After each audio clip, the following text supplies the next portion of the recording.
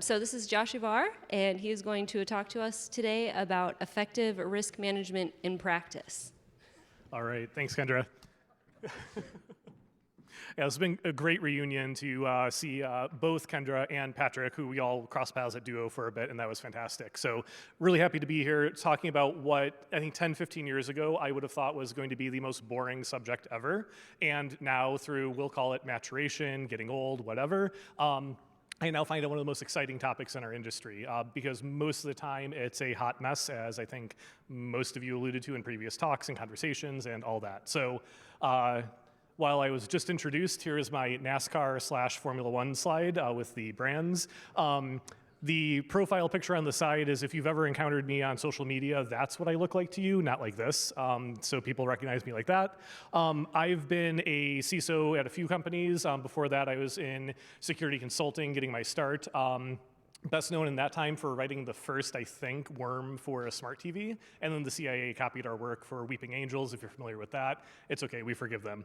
But yeah, ended my career as a CISO, hopefully, most recently after a gig at Tessian, which is an email security company. We got acquired by Proofpoint last year, and then I was informed I was no longer needed. It's good. I was part of the acquisition merger, and I was a free agent over the summer, and now I'm starting a company, which is the evil burns part at the end there. So talk to me about that later, and it's a fun story. So as Kendra mentioned, my real secret past is that I was a middle school teacher, and I like to joke that the reason I became a CISO and agreed to take on that job was because I had yet to be able to find a more difficult job than a middle school teacher. So now I'm founding a company, and so I'll let you know in a few months, maybe a few years if we're lucky, whether or not I was right about that also not being as difficult as teaching 11 to 13-year-olds, but we'll see. So today we're really here to talk about leveling up risk management strategy. So let's identify the victims here. I was a teacher, so this will be at least a little bit interactive, just be forewarned. Of all of you, how many of you are accountable for your risk strategy in your organization, or maybe you're a risk owner or participate in some way? Okay, cool, lots of hands, awesome. Also, my condolences. How many of you would feel, or do feel about your current strategy or processes or your previous ones, if you're no longer in a role where you were exposed to this, these are great? And let's do another teaching tool, 5-finger check-in. So 5, I feel great, this is amazing. 1, absolutely awful. Please choose which finger for 1 you use. Just like it's not about me, it's about your program. So how do we feel? 5 being great, 1 being terrible. What do you think? How would you rate your confidence level, your happiness with your overall program right now? I see a lot of 3s. I think I got the bird from 1 person. Okay, cool, some 2s. Yeah, that's about average. I've given this talk, or a version of this, once before to a private audience at a side conference at RSA, made up of about 30 other CISOs, and that was in the pits. I think the average is probably 1.5, 1.7, somewhere in there. So I think generally speaking, none of us are satisfied. So really what we're going to cover over the next little bit of time before we get you all off to the happy hour is how to really level up your communication and strategy around risk management. So let's dive in. We've covered this, we've reflected this, and I want to play this back to you one more time. With an average of 2s and 3s here, I want you to think about what this means, not just for you and how you feel, but how that actually shows up in the organizations that you support and then also within your team. One of the hardest realizations that I had in my career was asking myself this question once I became accountable for these types of outcomes.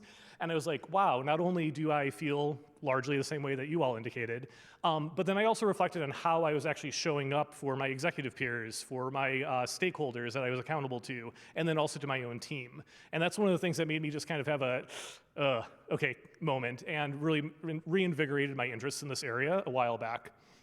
So I don't think anyone's going to disagree with this. Risk management is usually broken. Even when you get this right, it's always broken in some way. That's why we always have jobs. But really with risk management, my hot take, because the last slide wasn't, is that we could potentially do this right, but unfortunately compliance often is the excuse, not the reason, but the excuse that we use to give up on effective risk management.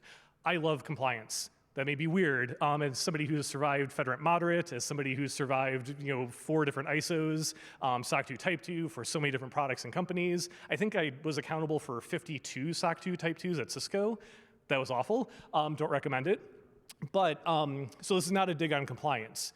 What this is a recognition, I think, that we use compliance requirements and mechanisms and machinations as an excuse to not do as well as we could or should. My other hot take is that GRC backgrounds actually are much more inclined to do this right in terms of teams and leadership and so on. And so if you're coming from one of those backgrounds, this is probably going to be less of a surprise to you in terms of what I'm going to share. And that's going to be true for some of you in the audience, I think, as well. I hope that 60, 70, 80% of you hear what comes next and are challenged to rethink how your organizations are doing certain things for risk management outcomes. For those of you who are not surprised and not challenged, and you say, hey, we do this and maybe even do it better. One, this is validation. Congratulations. You may have beat me to these realizations, and that's awesome. It's also a call to action to be more public and talk more about how you achieve these goals and better in different ways, because what I have found is that we're too stuck in the old ways. So really what I'm going to be advocating for is the concept of outcome-driven risk management. Before we get to that, let's talk about the problems. What is the primary artifact that many, if not most of you, use to actually capture your risk management foundation of information? What do you call those things, and what does it look like? Sticky notes? Spreadsheets, okay, yep, usually a spreadsheet. Raise your hand if a spreadsheet is the foundation of where this all comes from. Only 2 hands, I don't believe you. Okay, there are more hands that are either I'm blind or you're fine. And usually that's what we call something like a risk register. For how many of you is your risk register in different, like somewhere else other than your spreadsheet? Cool, okay, that's good, excellent. Much better audience than the last time I gave a version of this. So hopefully maybe this won't be as jarring and of an experience as it was for them.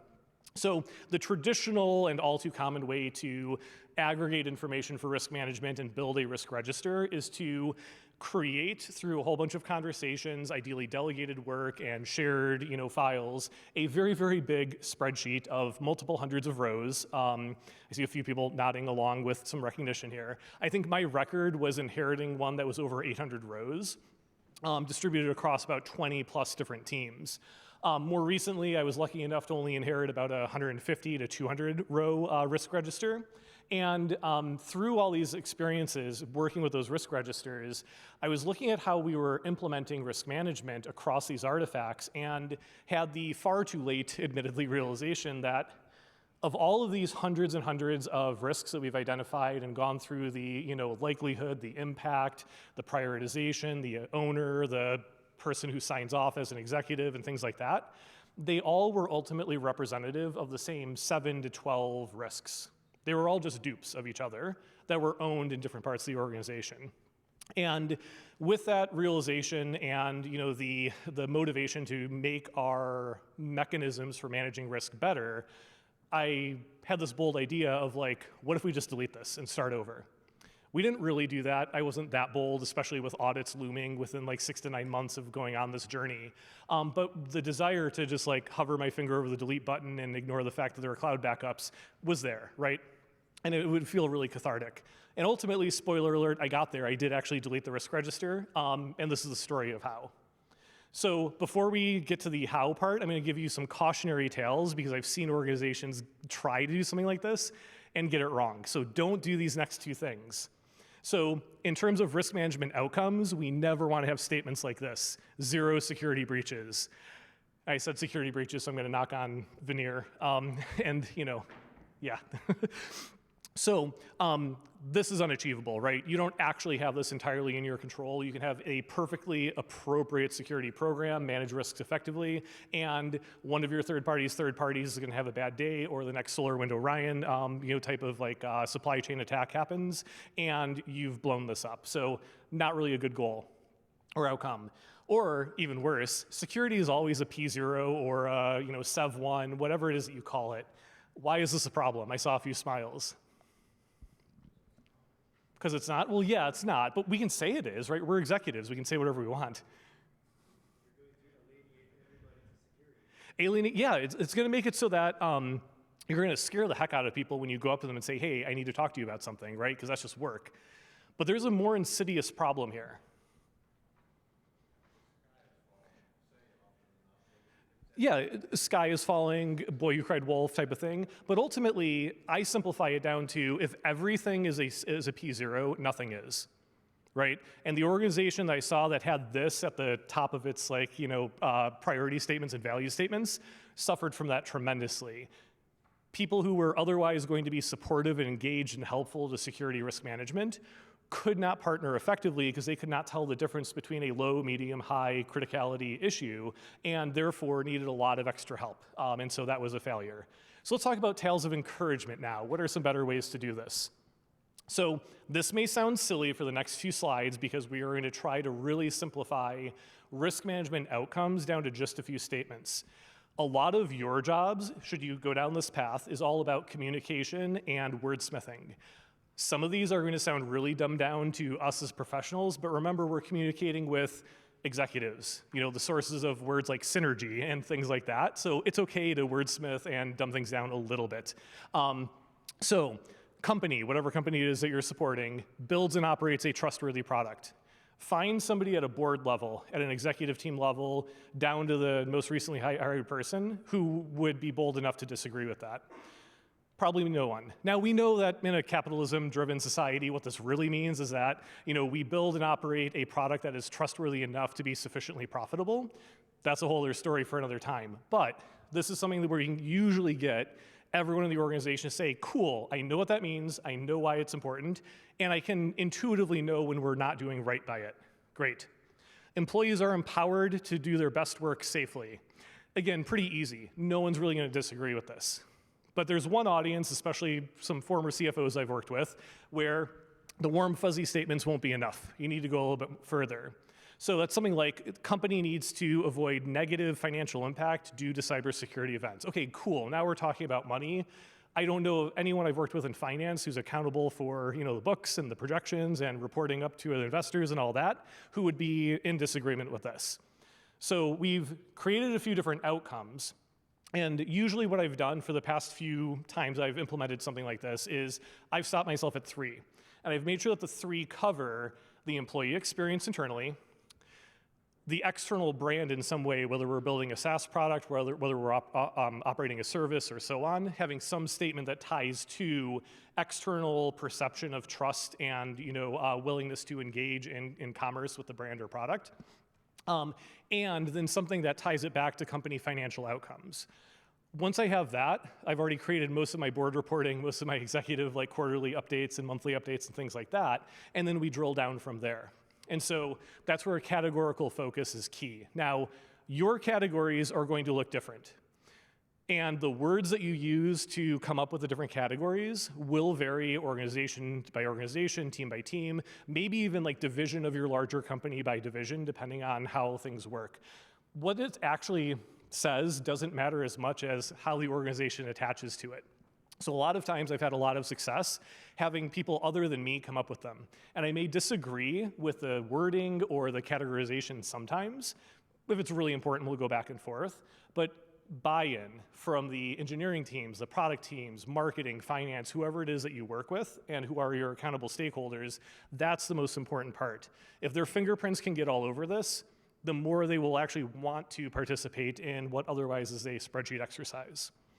So that also helps with the transference of that set of categorical risk statements or sources of risk into different risk or threat captures. So this is actually a real snapshot from a work planning tasking system. So think like Jira or Shortcut or all the other things like that from one of the organizations I supported, where this was our flavor of our threat expressions that were there for all of product engineering and honestly the rest of the company to be able to see.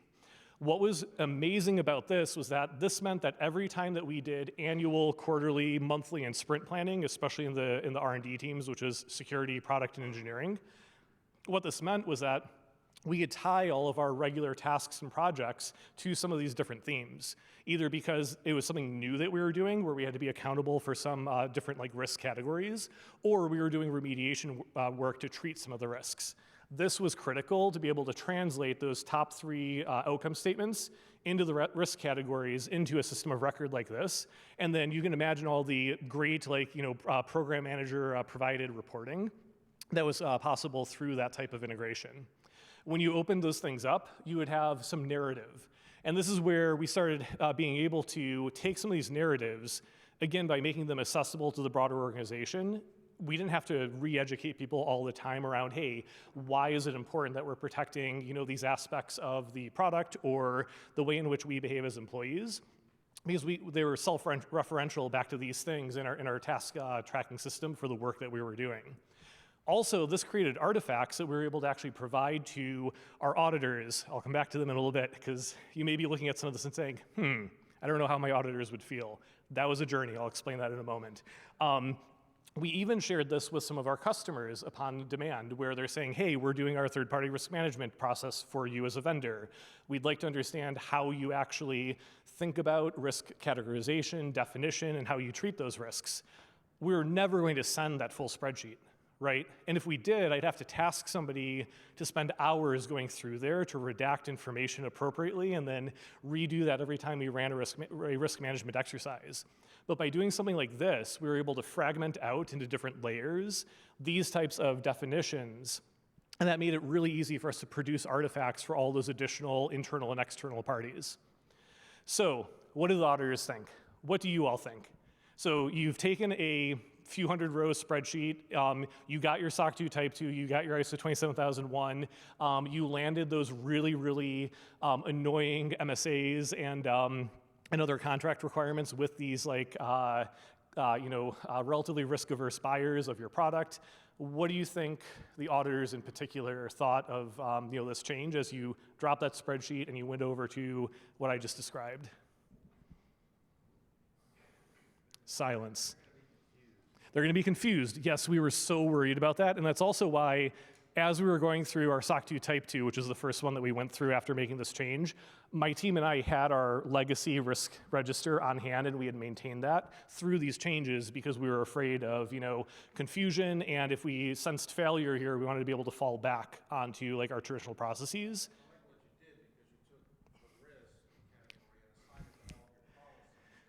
Yes. Yes, and doing that, by the way, that's a good call out as a side note. Doing this type of top-down implementation of distillation of risk categories helps tremendously in identifying gaps and opportunities for simplification in your internal policies. That was a side effect that we had not anticipated that actually ended up being true as well. Yep, yeah, and it helps the victims of the policy internally understand why we're forcing them to do things, yes. Okay, anything else about the auditors aside from them being confused? Okay, I was kind of shocked because these were exactly the words that they said to us. And I'm not going to name our assessor because I am putting words in their mouth, because the next thing that they said to us was also that they can't say that about everyone that they assessed. They could say within the context of SOC 2 Type 2, which is all about we think that you did what you say that you do to the extent that you can show us evidence. They saw the evidence, it checked all the boxes, but do they walk away from those audits all the time saying, yeah, we think this actually is in practice 24/7, 365, and so on? The answer is no, because love or hate them, the assessors for your audits, they've seen the good, bad, and the ugly. They know how things usually work internally. And so let's go into a story time. We're now going to go and drill down a little bit in terms of great, this sounds warm, fuzzy, and great, but what does it actually look like in implementation? So let's take one of the outcomes. In this case, we build and operate a trustworthy product, probably the warmest and fuzziest of all the outcomes, and we know there's a lot behind it. So as you're implementing this type of strategy, after you have the outcome, then you need to actually identify the risks. Okay, this is one of many different risks that can feed into the loss of trust in a product that your company builds or a service that they operate. So let's just focus on this one risk, but imagine that there's many others where you'll go through this process. Cool, in this case, it's infrastructure or supply chain compromise. So that's through, vuln management flows for third-party open source libraries. It's through third-party SaaS or non-SaaS application vendors that are going to be types of like themes that we're going to think about.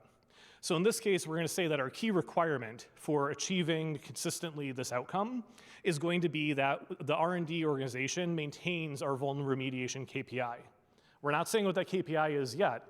We're just going to say that for supply chain concerns, one of the things that's most important to us is that we actually patch our third-party open source. Turns out that's important. Okay, cool. So the secret here was taking that work that we already did. We have come up with these outcome statements. We've socialized them with the appropriate stakeholders. In this case, it was really with that R&D organization. So it's the chief product officer. It's the senior product manager who reports to the CPO. It's the CTO and the VP of Eng. Okay, great. They are the audience that we sell on, hey, are any of you going to say no to the fact that we should build and operate a trustworthy product? Of course not, right? So now it's talking about accountability and ownership. Great. Product, in this case, owns empowering engineering to be able to deliver those KPIs. It's very easy for a security team to come up with a KPI, say, hey, engineering team, you have to hit 90%, 100% of these vuln remediation timelines that we were forcing upon you. And then product says, ha ha, ha, yes, but sales. Let me tell you about what sales is telling me. And product overrides everything, and engineering hates product. More importantly, everybody hates security, and some of you have probably been there. So by getting product to actually take on accountability for ensuring that engineering could hit those KPIs, and if they didn't, then that's when we have to have senior leadership and exec team level conversations around retroing it and saying, hey, why did we miss that? This set the stage for us to be able to achieve something actually achievable. The last part of this that was kind of like the secret sauce to make this work was for that KPI, my team didn't assign it. The engineering directors, with the help of some of their senior leads, looked at our previous policies, looked at what they thought was reasonable, and of course we'd call BS on whatever stupid number came out. So if they had said, hey, we're going to have 3-month timelines for patching high-end critical vulnerabilities in some of our libraries, of course we'd say, no, you're not. Or we're going to shoot only for 20% compliance with those remediation policies. Again, no, you're not. You have to be somewhere close to industry standards. So outside of that, we let them define their own journey. So their fingerprints are on it, they're bought in, they chose this adventure for themselves. And in our case, that was actually this. So the goal that the engineering team came up with was 90% compliance over any given month or quarter. We measured it on both, but it had the same target. And this was 90% of the objectives that were set for all of our third-party vuln remediations. And so 90% would be pretty great. Of course, everyone wants 100%, but 100% is rarely achievable in any organization at scale. And so 90%, great. You know what? As long as we're moving up and to the right, that's great. Because my team, who is accountable for measuring and reporting on these data points, we were looking at the realities that you see here. We were starting out at like a 50-ish% compliance rate. Now, before you have a pucker moment, that includes all the lows in terms of CV risk scores and similar things like that. It also includes things like libraries that are kind of maintained, kind of not, and so we had taken over maintenance, so the world was a little bit more complicated than the numbers show. We had already solved criticals and highs, those are being remediated appropriately, but ultimately we saw something amazing happen after we implemented this. After giving product and engineering the ownership and accountability, we saw our remediation rates shoot up. So by the time that we got 3 quarters in, we had already hit within 3% of our target. Later on, we achieved it, but I wanted to show the up and to the right part first. So it took 3 quarters of practice and remediation and the accountability sessions, and those accountability sessions were great because this was the first time that we were able to sit down in the R&D department in our bi-weekly operational meetings with leadership and say, we're missing our targets. Why? And rather than being the bad guys or the victims, my team got to sit back and be the facilitator, saying, hey, objectively, here's the performance data that we're seeing through our tooling. Engineering, teams that are accountable, what went wrong? and product managers and leadership, what do you need to do or change or do differently in order to help ensure that engineering can actually achieve these goals? And it took a while. There were bumps, there was friction, we had to practice. Honestly, a lot of it was just practice. But ultimately, people got it, and we had frontline product managers sprint to sprint with the engineering team, proactively asking, hey, while we're getting into the sprint planning, what do we need to get done in terms of vuln management to make sure that we're still on track to maintain compliance here with our KPI? And how can I actually help in terms of the feature work that we're going to be doing or the bug fixes and so on? No week was perfect, no team was perfect. We weren't always perfect in hitting those numbers, but we always knew when we didn't, and we always knew why. And that's pretty amazing in terms of vuln management. So turns out that communication is everything. That's the other secret that we learned here.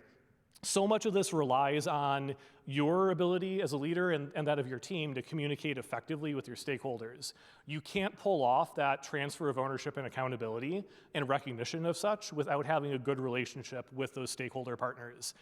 If I didn't have a good relationship with the chief product officer, this would have gone nowhere. It took a year to build that relationship because they joined a lot later than I did, and I had a lot of time to wait, honestly, for them to acclimate to the new organization and then to build that new relationship before we could actually get this fully rolled out in the first case of this.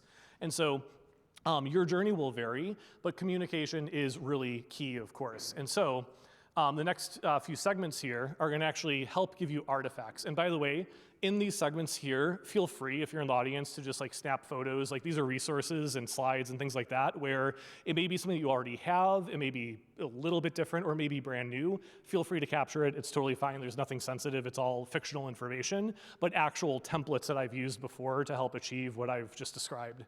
And so one of the things that we were able to do with this approach was put together these different scoreboards. You can call them scoreboards, scorecards, reports, whatever.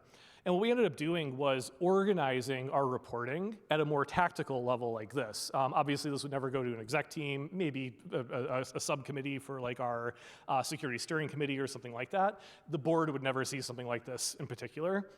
But it'd be more for operational reporting, quarter over quarter, month over month, and so on. But we started categorizing those data points in ways that either directly or were just a little bit adjacent to those risk themes and categories that I shared at the beginning.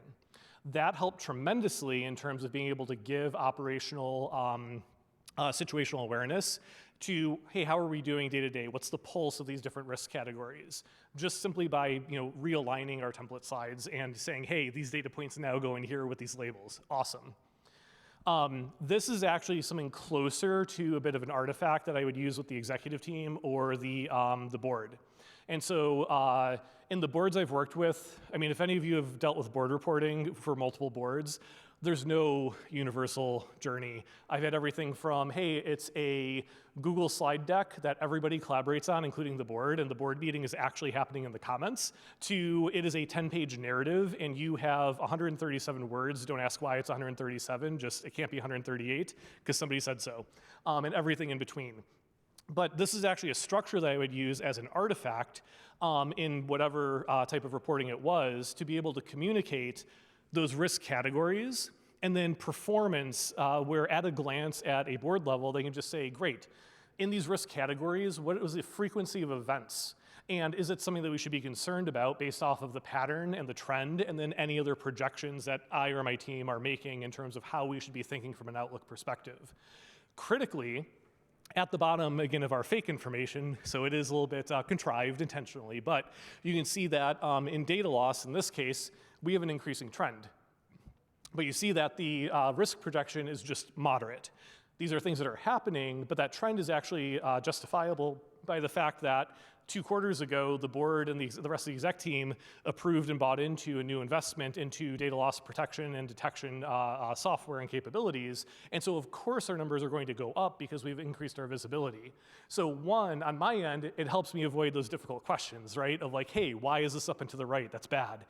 But also, it's a net positive because now I'm actually showing a return on investment to the CFO, to the board members who may have had to approve a new budget or a budget change or a reallocation of funding and so on. We can also look at things like the product compromise. Hey, we've had 0 product compromises, but our forecast is still, what did I put, moderate? Yeah.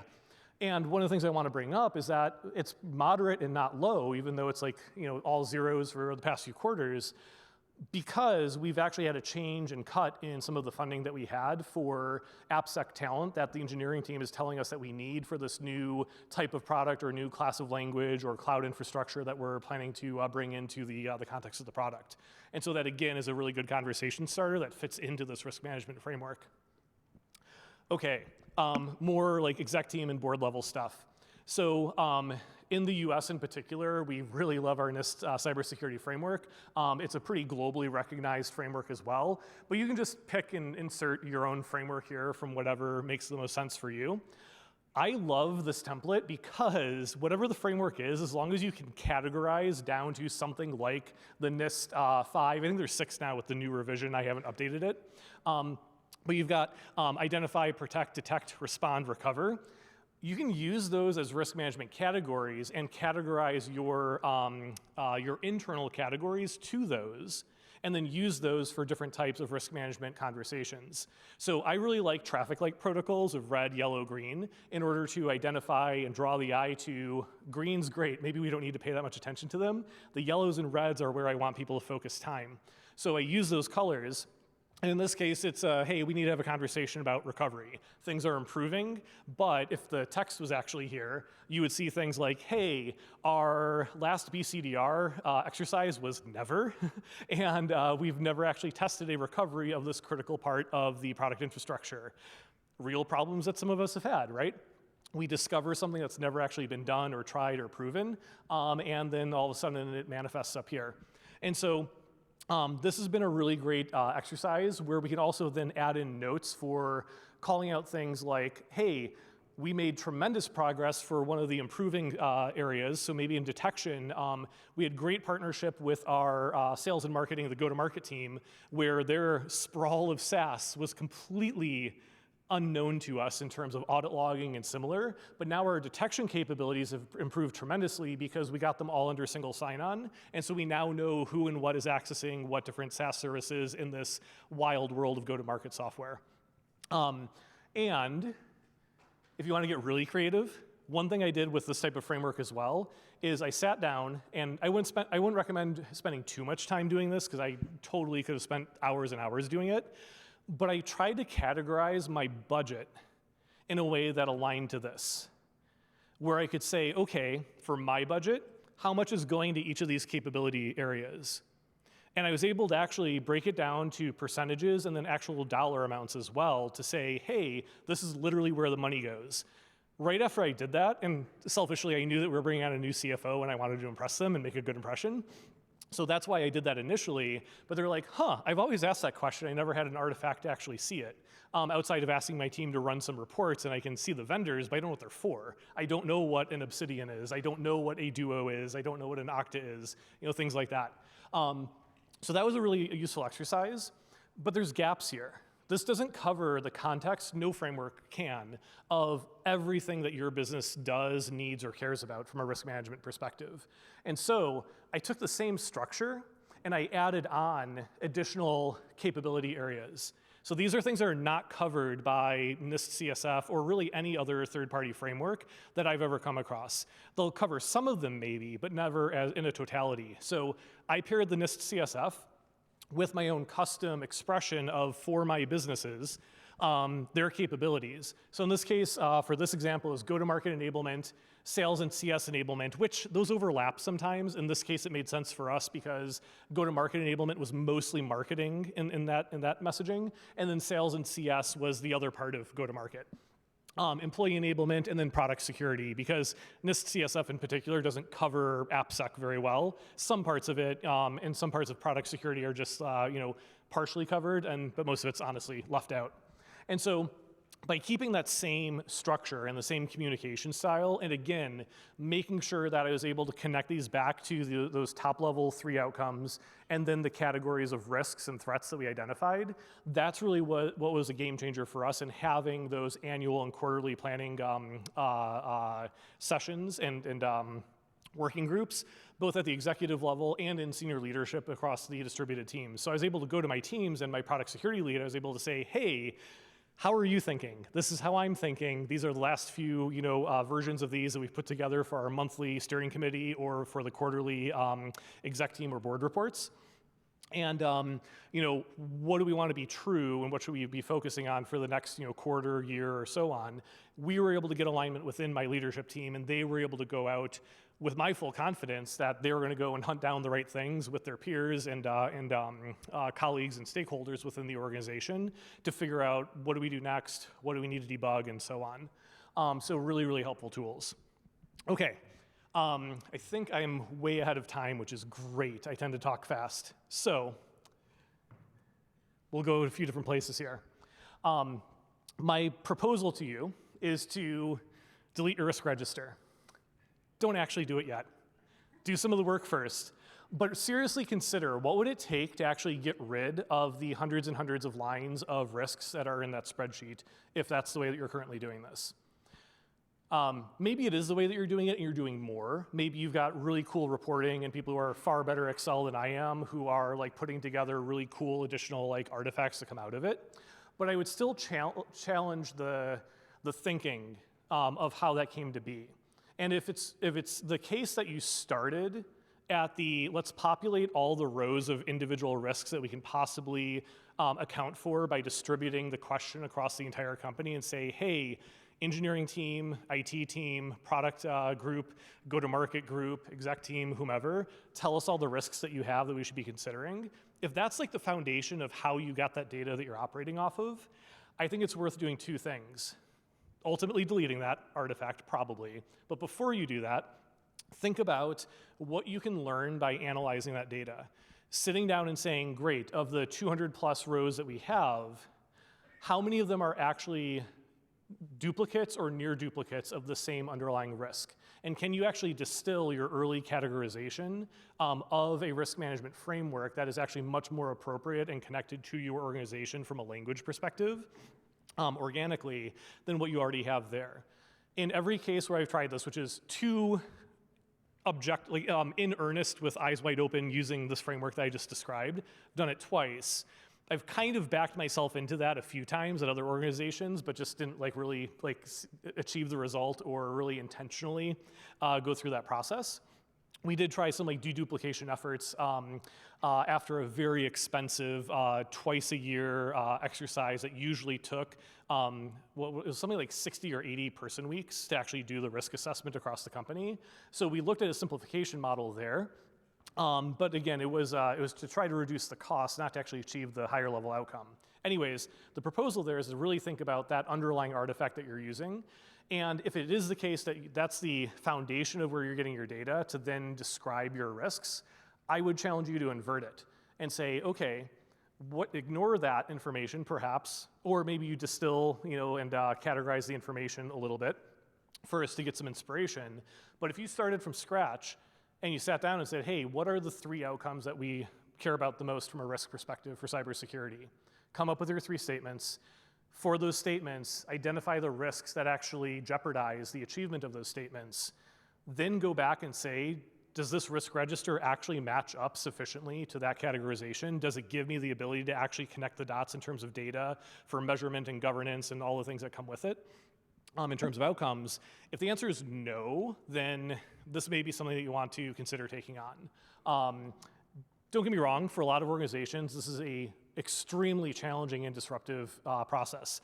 I was at an organization with a multi-decade history of an internal audit committee and third-party Big Four consultants that were helping to externalize the implementation of their own proprietary frameworks for this type of thing. This never would have worked there, or at least it would have taken half a decade or more to actually make that change, and it probably would have meant ending that contract with that third party. Some things are just outside of our control, and in that case, I would recognize that as being one. But if you do have more control over these types of things, I would really highly recommend taking on those challenges. Okay, cool. With that, we've got about 20 minutes left, I think 15-ish in my scheduled time, but I don't want to keep you from drinks. I would love to have any questions that you have, because hopefully I challenged all of you in some way, shape, or form, and you have questions that you'd like to ask of me. Would like to take a few and have some further engagement. But otherwise, you can find me afterwards or at evil.agency, which once upon a time I had point to the NSA until I realized that was probably a bad idea, and then just made it my personal site. So cool. Yeah, that's it. The Adventures in Risk Management, and nobody left the room with a shocked look on their face, so you're at least still engaged enough to have listened to the conclusion there. What questions do you have for me?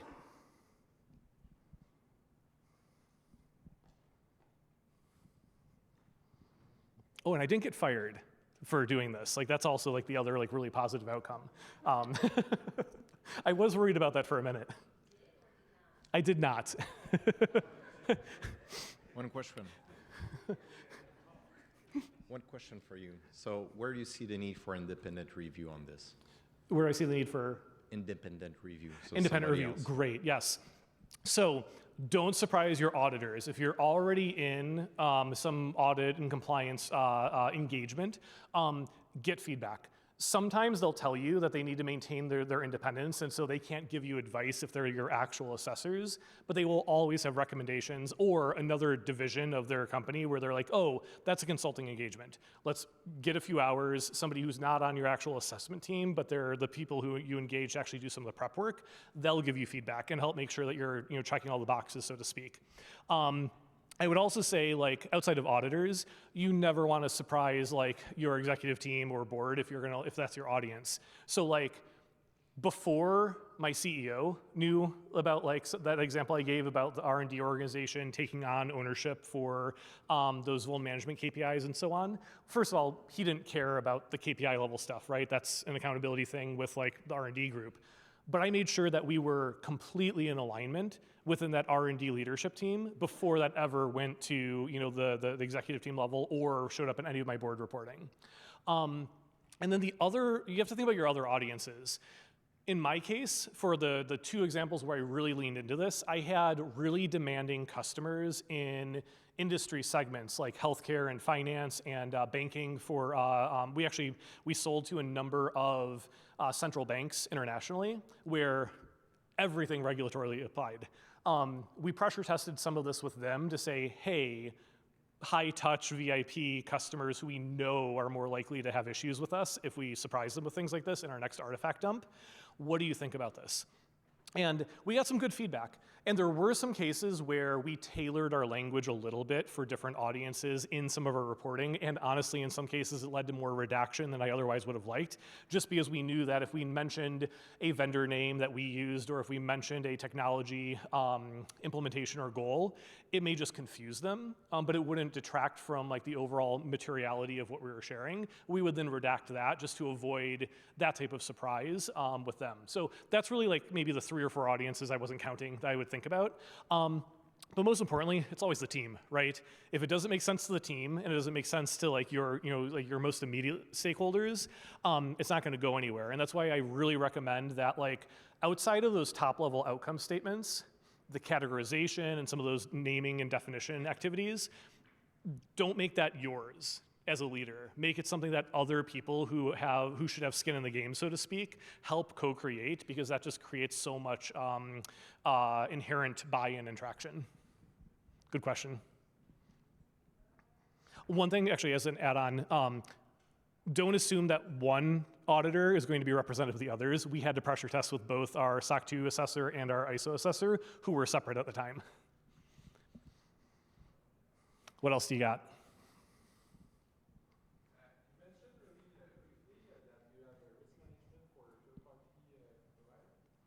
Yeah, I mentioned there'll be a risk management for third-party provider. That's right. Could you give us some advice the way you run your risk management with some third parties that are not related directly because they're employees, stuff like that?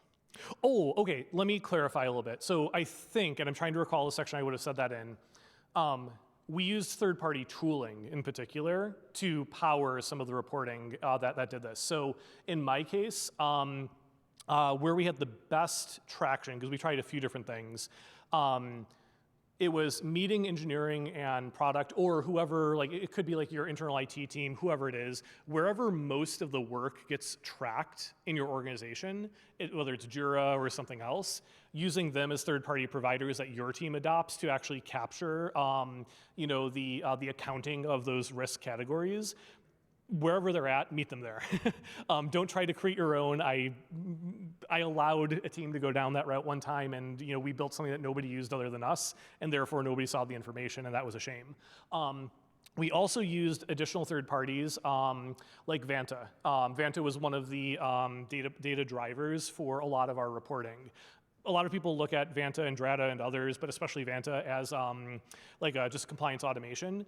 I see that class of product as more of a security governance tool because through all of its integrations, it was able to generate all that vuln management reporting for us. And so it also gave me the ability to give my engineering directors and leads an interface into which they were actually able to see their own data week over week. Actually, even hour over hour, in terms of how their teams are doing for their SLA remediations for vuln management performance. And so we were never surprising them with the slide deck reporting that we were bringing into our operational meetings. Everyone knew what we were going to show because that tool was telling them. And that was fantastic. So I would definitely look at those types of third parties for figuring out how to actually power this type of governance mechanism in particular.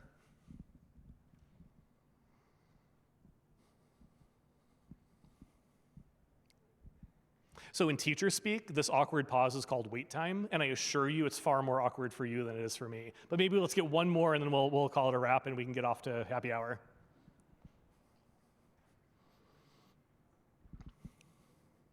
Nobody? I'm sure somebody's got something.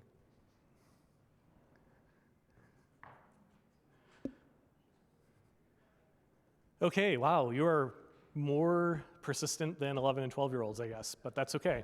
All right, well, thank you for listening to me go on and hopefully challenge some fundamental beliefs about risk management, and I will no longer stand between you and happy hour. Connect with me if you feel like it, and yeah, happy to chat with you afterwards about any deeper questions you may have. Thanks.